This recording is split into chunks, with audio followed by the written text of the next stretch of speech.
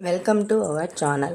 ఈ భూమి మీద తొలి శివాలయం ఎక్కడ కట్టారో తెలుసా? తిరుపతికి అత్యంత సమీపంలో స్వర్ణముఖి నది ఒడ్డున చరిత్ర పుటలలో మరుగున పడి ఉన్న ఒక అద్భుతమైన నిధి ఉంది. అదే భారతదేశంలోని తొలి శివాలయంగా చరిత్రకారులు భావిస్తున్న గుడిమలం పరమేశ్వర స్వామి ఆలయం. ఇది కేవలం ఒక ఆలయం కాదు, అక్షరాల 2300 సంవత్సరాలు భారతీయ ఆధ్యాత్మిక ప్రయాణానికి సజీవ సాక్ష్యం. తిరుపతికి 13 నుండి 20 కిలోమీటర్ల దూరంలో ఉన్న గుడిమలం ప్రపంచంలోనే అత్యంత పురాతనమైన, నిరంతరాయంగా పూజలు అందుకుంటున్న శివలింగానికి ప్రసిద్ధి.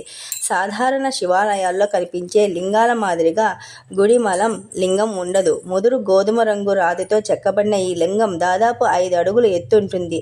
దీని వాస్తవిక రూపం వేదకాలం నాటి స్థానిక దైవారాధనను ప్రతిబింబిస్తుంది. ఈ లింగంపై ఒక వేటగాడి రూపంలో ఉన్న శివుని ప్రతిమ చెక్కబడి ఉంటుంది. ఆ రుద్రుడు కుడి చేతిలో ఒక గొర్రెపిల్లను, ఎడమ చేతిలో ఒక చిన్న గొడ్డలి ధరించి ఉంటాడు. ఈ రుద్రుడు ఒక అపస్మార పురుషుని భుజాలపై నిలబడి ఉంటాడు. ఈ రూపం శివుడు ప్రకృతిలో ఎంతగా మమేకమయ్యాడో తెలియజేస్తుంది. ఈ రూపంలో శివునికి యజ్ఞోపవీతం లేకపోవడం చరిత్రకారులను ఆశ్చర్యపరుస్తుంది. ఇది ఆర్యుల రాకకు పూర్వపు సాంప్రదాయాలను, క్రీస్తు పూర్వం 2 లేదా 3 శతాబ్దం నాటి కాలాన్ని ప్రతిబింబిస్తుందని పరమేశ్వర ఆలయం అని పిలవడానికి ఒక పురాణ గాథ ఉంది. తన తండ్రి జమదగ్ని ఆజ్ఞ మేరకు తల్లి రేణుకాదేవి శిరస్సును ఖండించిన పరశురాముడు బ్రహ్మహత్య పాతకానికి గురవుతాడు.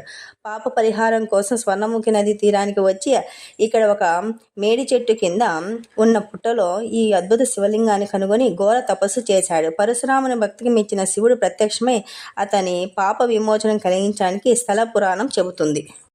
వాస్తుశిల్ప అద్భుతం. ఈ ఆలయ గర్భగుడి గజపుష్టాకారంలో ఉండటం దీని ప్రత్యేకత. పల్లవులు, చోళులు, బాణరాజులు, విజయనగర రాజులు పాలనలో ఈ ఆలయం అభివృద్ధి చెందిందని ఆలయంలోని శాసనాలు దీనికి నిదర్శనం. గుడిమలం కేవలం ఒక దేవాలయమే కాదు, అదొక కాల యంత్రం లాంటిది. ఇక్కడికి అడుగు పెట్టగానే మనం వేల సంవత్సరాల వెనక్కి ప్రయాణించిన అనుభూతి కలుగుతుంది. మీరు తిరుపతికి శ్రీవారి దర్శనానికి వెళ్ళినప్పుడు భారతీయ సంస్కృతి, శిల్పకళ మరియు ఆధ్యాత్మిక యొక్క ఈ అపురూప సంగమాన్ని చూడడానికి తప్పకుండా కొంత సమయము కేటాయించండి.